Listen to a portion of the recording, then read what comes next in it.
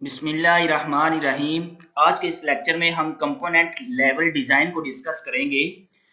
तो component level design जो है, सबसे पहले हम इसमें ये देखेंगे कि व्हाट इज़ कंपोनेंट्स। एक जो कंपोनेंट्स होता है उसको हम लोग किस तरह डिफाइन कर सकते हैं।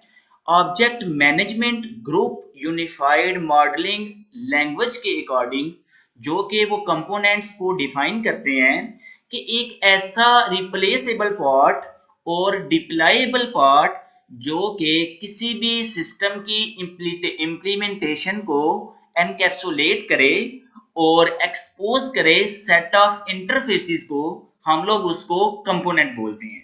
अगर हम लोग इसको ऑब्जेक्ट ओरिएंटेड व्यू में देखें तो एक कंपोनेंट जो कि कंटेन करता है ऐसी सेट ऑफ क्लासेस को जो कि आपस में क्या कर सकें, आपस में कोलैबोरेट कर सकें, उसको हम लोग कंपोनेंट्स बोलते हैं। फॉर एग्जांपल C1 से लेकर Cn तक हमारे पास क्लासेस हैं, तो वो आपस में कोलैबोरेट कर सकें तो हम लोग बोलते हैं कि ये कंपोनेंट डिजाइन व्यू है। इसके बाद फॉर एग्जांपल अगर हम कंपोनेंट्स की जो एग्जांपल देखें कि एक पेंसिल होती है हमारे पास, तो पेंसिल की नीडल जब हम लोग डालते हैं तो उस नीडल के थ्रू हम लोग क्या कर सकते हैं, राइट कर सकते हैं। तो वो नीडल जो होती है वो एक कंपोनेंट होती है उस पेंसिल का। अगर हम किसी भी मशीन की बात करें तो एक मशीन डिफरेंट कंपोनेंट्स को कंटेन करती है। मोबाइल फोन की बात करें तो उसकी बैटरी एक कंपोनेंट है जिसको हम लोग उसके साथ अटैच करते हैं और मोबाइल को यूज करना स्टार्ट कर देते हैं। तो ये हमारे पास होता है एक कंपोनेंट। इसके बाद हमारे पास डिफरेंट डिजाइन प्रिंसिपल्स हैं कंपोनेंट के कि किस तरह हम किसी कंपोनेंट को डिजाइन कर सकते हैं। First of all open close principle, इसके अकॉर्डिंग कोई भी एक मॉड्यूल जो है वो ओपन होना चाहिए एक्सटेंशन के लिए, लेकिन क्लोज होना चाहिए मॉडिफिकेशन के लिए, कि हम उसमें चेंजिंग ना कर सकें बल्कि उसमें अगर हम लोगों ने एक्सटेंशन करनी है तो वो कर सके। And next one is Liskov substitution principle, कि सब क्लासेस जो होती हैं जिनको हम लोग चाइल्ड क्लासेस बोलते हैं वो सब्स्टिट्यूटेबल होनी चाहिए अपनी बेस क्लास के साथ, मीन के अपनी पेरेंट क्लास के साथ। And next one is dependency invariant principle, इसके अकॉर्डिंग डिपेंड ऑन एब्स्ट्रैक्शन, कि कोई भी जो डिपेंडेंसी होती है किसी भी कंपोनेंट्स की उसकी खुद पे होनी चाहिए, ना कि ऐसे किसी कंपोनेंट्स पे हम लोग डिपेंड कर दें उसको जो कि अभी क्रिएट ही नहीं हुआ, जिसको अभी हम लोगों ने अभी डेवलप ही नहीं किया हुआ, तो हम लोग उस पे जो है उसकी डिपेंडेंसी नहीं रख सकते। इसके बाद है इंटरफेस सिग्रेटेशन प्रिंसिपल, कि हमारे पास मैनी जो स्पेसिफिक इंटरफेसेस होती हैं वो बेटर है कि हम लोग एक ही जनरल पर्पस इंटरफेस को डेवलप कर दें। उससे बेटर है कि हम लोग अपने कस्टमर के लिए, अपने क्लाइंट के लिए एक से ज्यादा इंटरफेसेस को हम लोग डेवलप करें, और ये बेटर हमारे पास एक मेथड होता है। इसके बाद next one release reuse equivalency principle, कि granule of reuse the granule of release, कि हम लोगों ने उस चीज को यूज करें जिसको हम लोगों ने रिलीज भी करना है। ऐसा ना हो कि हम लोग किसी ऐसी चीज को यूज कर रहे हो जिसको हम लोगों ने नेक्स्ट रिलीज ही ना करना हो। हमें एक ऐसे मॉड्यूल में ऐसी चीजें यूज करनी चाहिए, ऐसे पार्ट्स यूज करने चाहिए। ग्रैनुअल हमारे पास पार्ट्स होते हैं, छोटे छोटे जो पार्ट्स होते हैं हमें वो यूज करने चाहिए जिनको हम लोगों ने रिलीज भी करना हो। Next one the common clear principle, कि क्लासेस जो कि हम लोगों ने चेंजिंग करनी है वो आपस में बिलोंग भी होनी चाहिए, कि वो आपस में बिलोंग भी कर रहे हो। ऐसा ना हो कि ऐसी क्लासेस को हम लोग आपस में चेंज कर रहे हो जो कि आपस में बिलोंग ही ना करें। इसके बाद द कॉमन रीयूज प्रिंसिपल, कि ऐसी क्लासेस को हम लोगों ने रीयूज करना है जो कि हमारे पास should not be group together, कि आपस में ग्रुप में नहीं है, और ऐसी क्लासेस को हम लोग रीयूज नहीं करना जो कि आपस में रिलेट ही ना कर रही हो, आपस में ग्रुप की फॉर्म में ना हो। इसके बाद हमारे पास डिजाइन गाइडलाइन में फर्स्ट चीज जो आ जाती है कंपोनेंट्स, जिसके बारे में हम लोग पहले भी पढ़ चुके हैं कि कंपोनेंट्स हमारे पास एक रिप्लेसेबल पार्ट होता है, और इसकी जो नेमिंग कन्वेंशन होती है हमें ऐसी एस्टैब्लिश करनी चाहिए कि जिसमें हमारे पास जो आर्किटेक्चरल मॉडल होता है उसमें हम उसको स्पेसिफाई भी कर सके, ताकि जब हम लोगों ने इसको बाद में रिफाइन करना है, उसको एलेबोरेट करना है, उस हमने जो सिस्टम बनाया हुआ है, तो वो पार्ट जो हम लोगों ने कंपोनेंट बनाया हुआ है उस कंपोनेंट लेवल मॉडल में उसको रिप्रेजेंट भी करें, उस आर्किटेक्चरल मॉडल में उसका जो नाम है वो स्पेसिफाई भी करें। इसके बाद हमारे पास इंटरफेस है जो कि हमें एक प्रोवाइड करता है इंपॉर्टेंट इंफॉर्मेशन को, कि किस तरह हमने कम्युनिकेशन करनी है, कोलैबोरेशन करनी है, एक हेल्पिंग पॉइंट ऑफ व्यू से, कि हमारा एक इंटरफेस ऐसा होना चाहिए कि जिसको देखते ही हमें पता चल जाए कि किसके लिए हम लोगों ने इसको यूज करना है। एक ऐसा पिक्टोरिकल एनवायरनमेंट होना चाहिए, पिक्चराइज विजुअल एनवायरनमेंट होना चाहिए इंटरफेस में कि एक इलिटरेट बंदा भी इजीली उसको यूज कर सके, जिसके पास कंप्यूटर का नॉलेज ना भी हो। And next one is dependency and inheritance. Dependency ये एक गुड आइडिया है कि हमारे पास वो लेफ्ट टू राइट होनी चाहिए हमेशा, कि लेफ्ट टू राइट हम डिपेंडेंसी करेंगे तो हमारे पास जितने भी मेथड आएंगे वो इजीली हम लोग उनको परफॉर्म कर सकेंगे, जितने भी हमारे ऑपरेशंस होंगे। इसके बाद सेकंड वन जो बहुत इंपॉर्टेंट चीज है वो है इनहेरिटेंस। वो हमेशा बॉटम टू टॉप होनी चाहिए, मीन के पहले हमारे पास टॉप क्लासेस आती हैं जिनको हम लोग बेस क्लासेस और पेरेंट क्लासेस बोलते हैं, और नीचे हमारे पास डिराइव्ड क्लास आती हैं कि पहले हमें पेरेंट क्लासेस को करना चाहिए, इसके बाद हमें डिराइव्ड क्लासेस की तरफ आना चाहिए। और ऐसा हम लोग ऑब्जेक्ट ओरिएंटेड प्रोग्रामिंग में कर भी चुके हैं ऑलरेडी, कि जो हमारे पास पेरेंट क्लासेस होंगी हम वो पहले राइट करेंगे, इसके बाद हम लोग डिराइव्ड क्लासेस जो हैं वो राइट करेंगे जो कि हमारे पास सब क्लासेस होंगे। इसके बाद हमारे पास कंपोनेंट डिजाइन में टू इंपॉर्टेंट टर्म्स आ जाती हैं, cohesion and next one is coupling. तो कोहेजन में क्या होता है कि single mindness of A module, कि जिस मकसद के लिए हम लोगों ने मॉड्यूल को बनाया हुआ है वो उसको काम को जो है वो परफॉर्म करना चाहिए, कि सिंगल माइंडनेस होना चाहिए। ये ना हो कि जिस मकसद के लिए हम लोगों ने बनाया हुआ है वो तो टास्क परफॉर्म ना करे बल्कि दूसरे टास्क परफॉर्म करे। अगर ऑब्जेक्ट ओरिएंटेड व्यू में देखें तो एक कंपोनेंट या क्लास जो कि एनकैप्सुलेट करती है एट्रीब्यूट्स और ऑपरेशन को जो कि आपस में क्लोजली रिलेटेड होते हैं, मेन के वही चीज जिसको हम लोगों ने कन्वेंशनल पॉइंट ऑफ व्यू से देखा है कि जिस मकसद के लिए उसको बनाया गया है वो टास्क ही परफॉर्म करे। यहाँ पे भी हम लोग देख रहे हैं कि ऐसे टास्क ही परफॉर्म करे जो कि क्लोजली उसके रिलेटेड हो, बल्कि ऐसे टास्क बिल्कुल परफॉर्म ना करे जो कि उसके साथ रिलेट ही ना कर रही।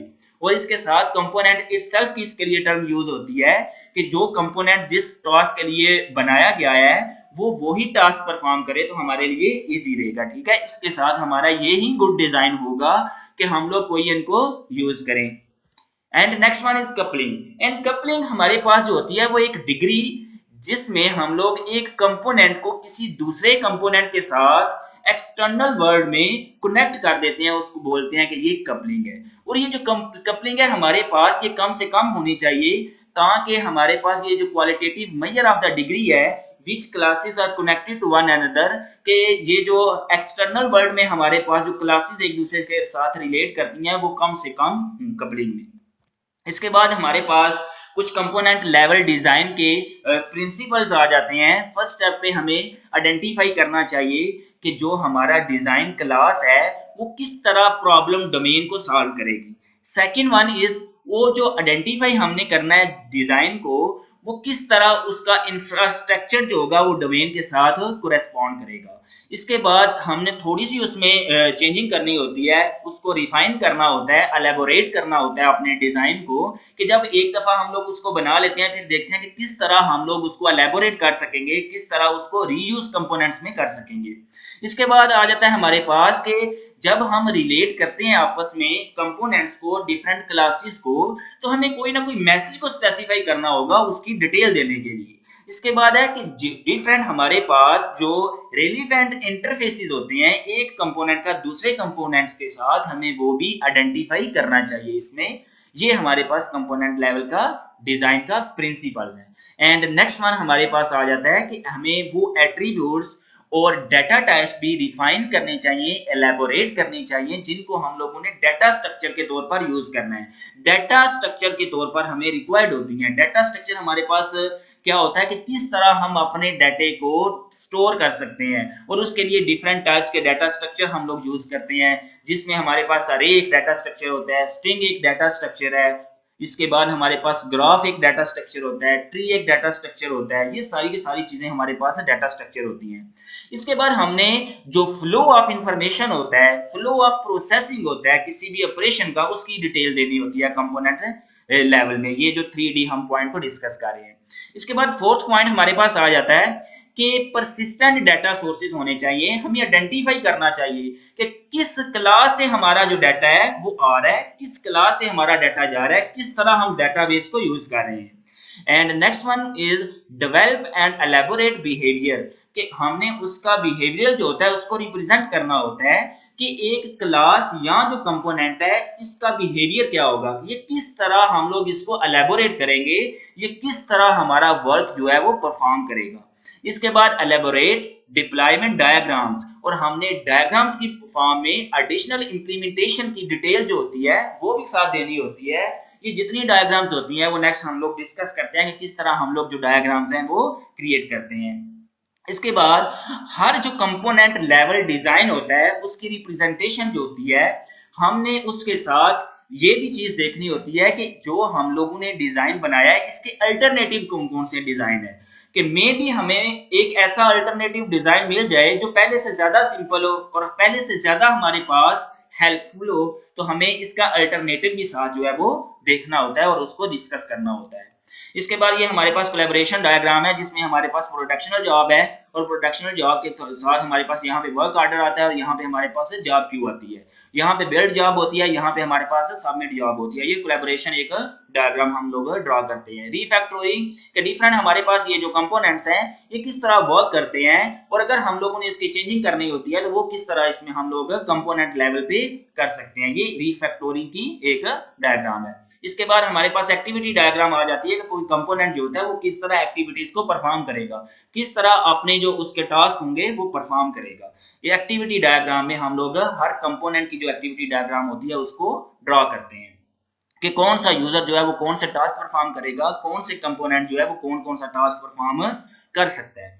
इसके बाद हमारे पास स्टेट चार्ट आ जाता है। स्टेट चार्ट में हमने हर जो कंपोनेंट होता है उसकी डिटेल साथ में देनी होती है कि इस कंपोनेंट में हम लोगों ने ये कंडीशन यूज की है, अगर ये कंडीशन हमारी ट्रू होगी तो नेक्स्ट हम लोग मूव करेंगे, अगर हमारी कंडीशन रॉन्ग होगी तो हम लोग बैक पे मूव करेंगे। तो स्टेट चार्ट में हम लोगों ने ये पूरे का पूरा चार्ट ड्रॉ करना होता है और जितने भी हमारे कंपोनेंट्स होते हैं उनकी डिटेल देनी होती है इसमें।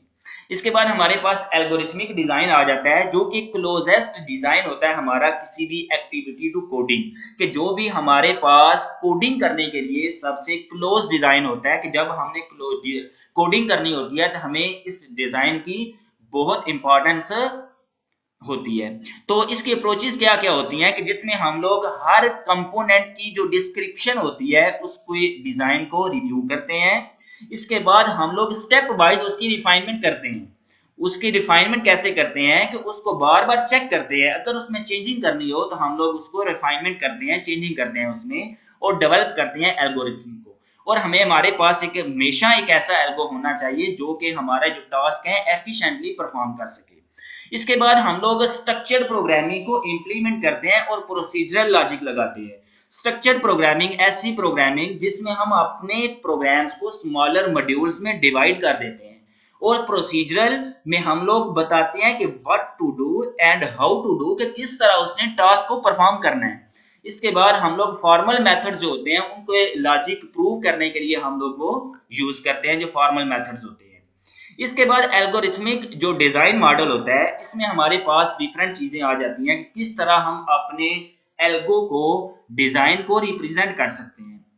इसकी जो डिटेल होती है हमारे पास उसमें डिफरेंट ऑप्शंस होते हैं कि हम लोग उन्हें ग्राफिकल यूज करना है, फ्लो चार्ट की फॉर्म में देखना है, या बॉक्स डायग्राम की फॉर्म में देखना है, कि जिस तरह यूजर के लिए या डेवलपर के लिए जिसने उस कंपोनेंट को डेवलप करना है उसके लिए इजी रहेगा। इसके बाद सोडो कोड जो होता है कि जिसमें हमारे पास डिफरेंट चॉइसेस होती हैं कि सोडो कोड हम लोगों ने राइट करना है किसी भी इंग्लिश लैंग्वेज में हम लोग उसको राइट कर लेते हैं ताकि हम लोग इसके बाद उसको प्रोग्रामिंग लैंग्वेज में कन्वर्ट कर सकें।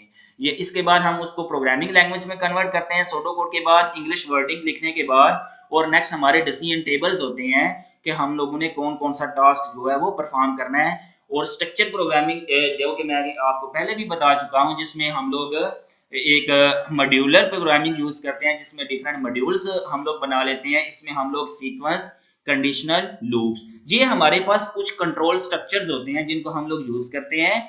और ये पहले सीक्वेंस के जिसमें सिंपल इंस्ट्रक्शंस राइट करते हैं, कंडीशनल जिसमें हम लोग इसके बाद if then else switch case वगैरह को यूज करते हैं कंडीशन में, लूप जिसको हम लोग आइटरेटिव स्ट्रक्चर बोलते हैं, रिपीटिव स्ट्रक्चर बोलते हैं, जो कि हमारे पास डू वाइल होता है, रिपीट अंटिल होता है, फॉर लूप, सो इस तरह के हमारे पास लूप्स होते हैं, इनको यूज करते हैं जो कि हमारे पास हमारी जो लीड करते हैं हमें रीडेबल टेस्टेबल कोड के लिए।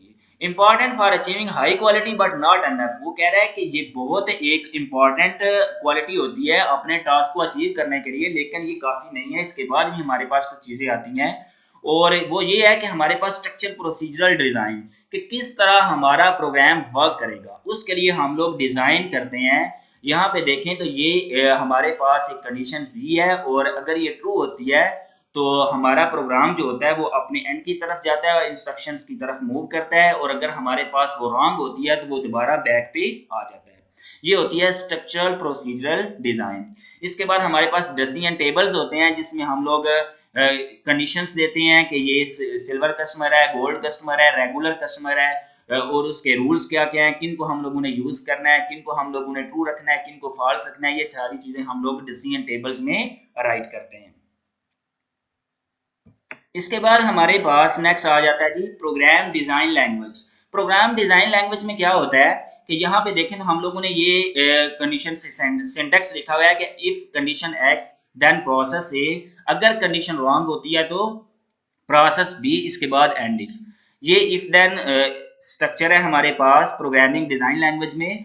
और ये प्रोग्रामिंग डिजाइन जो लैंग्वेज होती है easy to combine with source code, कि हमें इजी होता है कि हम लोग उसको सोर्स कोड में कन्वर्ट कर सकें, कंबाइन कर सकें। इसके बाद मशीन रीडेबल होती है, no need for graphics input, और इसके लिए हमें ग्राफिक्स इनपुट की नहीं जरूरत होती। नेक्स्ट वन है कि graphics can be generated from programming design language, कि जो ग्राफिक होते हैं उनको हम लोग डिजाइन कर सकते हैं, जो कि हम लोग पीडीएल में राइट करते हैं, प्रोग्राम डिजाइन लैंग्वेज में राइट करते हैं। और अनेबल करती है डिक्लेरेशन ऑफ डाटा को, कि कौन सी हम लोगों ने डाटा टाइप्स को यूज करना है, किस तरह उनका आपस में प्रोसीजर होगा, and what to do and how to do होगा। इजी टू मेंटेन, और इजीली हम लोग इसको मेंटेन कर सकते हैं। इसके बाद नेक्स्ट वन हमारे पास आ जाता है कि वाई डिजाइन लैंग्वेज, के हम लोग डिजाइन लैंग्वेज को क्यों यूज करते हैं।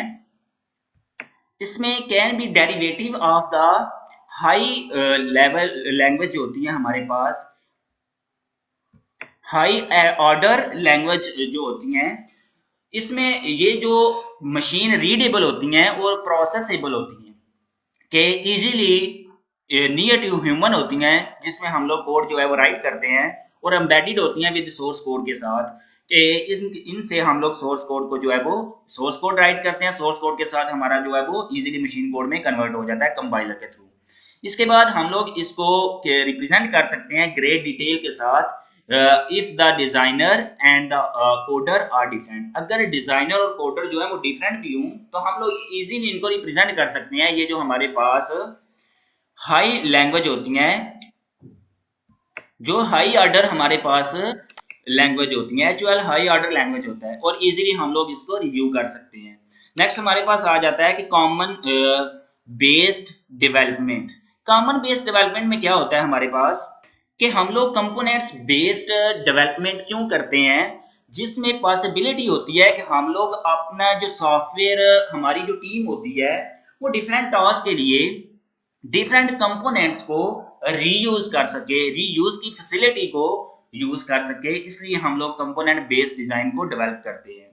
और ये जो कंपोनेंट्स हमारे पास बेस्ड डेवलपमेंट होती है, इसमें हमारे पास डिफरेंट क्वेश्चंस आते हैं। उन क्वेश्चंस में सबसे पहले half the shelf components available in implementation requirements, के ऐसे हाफ द शेल्फ हमारे पास कंपोनेंट्स जिनको हम लोगों ने नेक्स्ट लेवल के लिए यूज करना है, उनको इम्प्लीमेंट करना है, उनकी रिक्वायरमेंट्स क्या क्या है।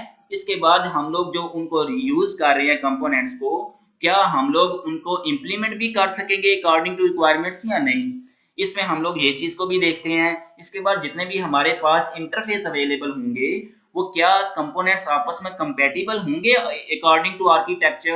आर्किटेक्चर क्या होता है कि डिफरेंट कंपोनेंट्स को हम लोग किस तरह एक दूसरे के साथ रिलेट कर सकते हैं, आपस में उनको अटैच कर सकते हैं, कि किस तरह वो आपस में कम्युनिकेशन कर सकेंगे। तो ये चीज हम लोग कंपोनेंट बेस्ड डेवलपमेंट में डिस्कस करते हैं, कि ये ना हो कि हम डिफरेंट कंपोनेंट्स को बिल्ड कर दें, बाद में वो आपस में कंपैटिबल ही ना हो।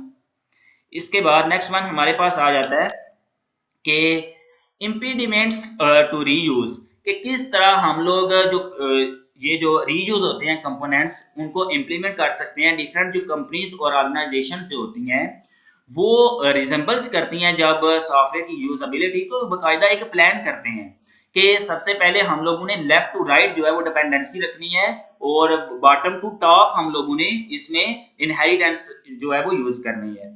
इसके बाद जितने भी हम लोगों ने इसमें कंपोनेंट्स में जो हमारे पास सॉफ्टवेयर रीयूज हो रहे हैं, इनमें मेजॉरिटी ऑफ डेवलपर्स जो है वो कौन से कंपोनेंट्स को यूज कर रहे हैं और किस तरह ये शॉर्ट टाइम में डेवलपर की जो है वो हेल्प कर सकेंगे और डेवलपर जो है वो इजीली इनको मैनेजर जो है वो इजीली अंडरस्टैंड करके उनको अप्लाई कर सकेगा और उनको रीयूज कर सकेगा। इसके बाद इंपॉर्टेंट पॉइंट ये है कि डिफरेंट हमारे पास जो सॉफ्टवेयर प्रैक्टिशनर्स होते हैं वो ये बिलीव करते हैं कि ये जो रीयूजेबिलिटी होती है ये बहुत ही ट्रबल है, देन इट्स वर्थ अपनी वर्थ के अकॉर्डिंग वर्थ के लिहाज से ये बहुत ट्रबल है। डिफरेंट जो हमारे पास जो कंपनीज होती हैं वो एनकरेज करती हैं इसको कि कंपोनेंट्स जो मेथोडोलॉजी होती है ये फैसिलिटेट करती है हम लोग इजीली सॉफ्टवेयर को डेवलप कर सकें। इसके बाद कुछ हमारे पास कंपनीज होती है जो कि इंसेंटिव प्रोवाइड करती हैं कि रीयूजेबल प्रोग्राम्स कंपोनेंट्स को हम लोग प्रोड्यूस कर सकें। इसके बाद नेक्स्ट वन हमारे पास आ जाता है जी डोमेन इंजीनियरिंग। डोमेन इंजीनियरिंग जिसमें डिफाइन करते हैं हम किसी भी डोमेन को इन्वेस्टिगेट करते हैं, कैटेगराइज करते हैं कि किस तरह हम लोग एक्सट्रैक्ट करेंगे डोमेन से आइटम्स को और किस तरह हम लोग रिप्रेजेंट कर सकेंगे कलेक्ट करके उनको सैंपल एप्लीकेशंस की डोमेन में और इनको एनालाइज किस तरह हम लोग करेंगे, उनका सैंपल क्या होगा और किस तरह हम लोग एनालिसिस मॉडल जो है वो किसी भी ऑब्जेक्ट के लिए डेवलप कर सकेंगे। डोमेन इंजीनियरिंग में हम लोग ये कुछ चीजें जो होती हैं इनको कैटेगराइज करते हैं और डिफाइन करते हैं। इसके बाद हमारे पास आता है component based software engineering. Software engineering A library of components must be available. एक जो लाइब्रेरी होती है कंपोनेंट्स की वो हमारे पास बन जाती है कंपोनेंट्स बेस्ड में और components should be have a consistent structure. और जितने भी हमारे पास हमारे पास ये जो कंपोनेंट्स होते हैं वो एक कंसिस्टेंट स्ट्रक्चर को जो है वो रखते हैं। ये कंपोनेंट बेस्ड हमारी सॉफ्टवेयर इंजीनियरिंग में बहुत मीनिंगफुल होती है, जबकि हमारा जो सॉफ्टवेयर का टाइम होता है वो भी कम से कम यूज होता है, हमारे सॉफ्टवेयर क्राइसिस के कम से कम चांसेस होते हैं। इसके बाद आ जाता है हमारे पास सीबीएसई एक्टिविटीज के कंपोनेंट्स बेस्ड सॉफ्टवेयर इंजीनियरिंग जो एक्टिविटीज होती हैं इसमें हमारे पास कंपोनेंट क्वालिफिकेशन होती है, कंपोनेंट अडॉप्टेशन होती है, कंपोनेंट कंपोजिशन, कंपोनेंट अपडेट, ये सारी की सारी चीजें हम लोग component based software engineering activities में डिस्कस करते हैं। इसके बाद नेक्स्ट वन हमारे पास आ जाता है कि क्वालिफिकेशन। क्वालिफिकेशन में जो सबसे इंपॉर्टेंट चीज लिखी हुई है वो ये है कि before a component can be used, कि कंपोनेंट को यूज करने से पहले यू मस्ट कंसीडर, हमें कंसीडर करनी चाहिए ये डिफरेंट हमारे पास ये जो पॉइंट्स लिखे हुए हैं। इसमें फर्स्ट ऑफ ऑल कि एप्लीकेशन प्रोग्रामिंग इंटरफेस एपीआई इसका क्या है और किस तरह हम लोगों ने इसको डेवलप किया हुआ है, इंटीग्रेट किया हुआ है, डिफरेंट टूल्स हमारे पास कौन कौन सी रिक्वायरमेंट्स है इनकी, रन टाइम हमारे पास ये हमें आउटपुट देंगे और रिसोर्सेज को किस तरह यूज करेंगे जिसमें हमारे पास मेमोरी, टाइमिंग, स्पीड और नेटवर्क प्रोटोकॉल्स, इसमें सेट ऑफ रूल्स कौन कौन से होंगे। इसके बाद इनकी सर्विस रिक्वायरमेंट्स कौन कौन सी होगी जिसमें हमारे पास ऑपरेटिंग सिस्टम्स, इंटरफेस और के कौन कौन से ये सिस्टम के इंटरफेस को जो है वो सपोर्ट करेगा। इसके बाद इसके सिक्योरिटी फीचर्स क्या क्या होंगे, जो कि इसकी ऑथेंटिकेशन प्रोटोकॉल्स कौन कौन से होंगे, ये सारी चीजें हम लोगों ने किसी भी कंपोनेंट को डिजाइन से करने से पहले हमें कंसीडर करनी चाहिए। एम्बेडेड डिजाइन क्या होगा कि दूसरे के साथ ये कंपैटिबल भी होगा या नहीं, ये सारी चीजें जो होती हैं हम लोग क्वालिफिकेशन में जो है वो किसी भी कंपोनेंट डिजाइन में डिस्कस कर लेते हैं। होपफुली आज का लेक्चर आप लोगों को अच्छी तरह से समझ आ चुका होगा जिसमें हमने कंपोनेंट बेस्ड डिजाइन को जो है वो डिस्कस किया है। तो नेक्स्ट तक के लिए खुदा हाफिज, अपना ख्याल रखिएगा।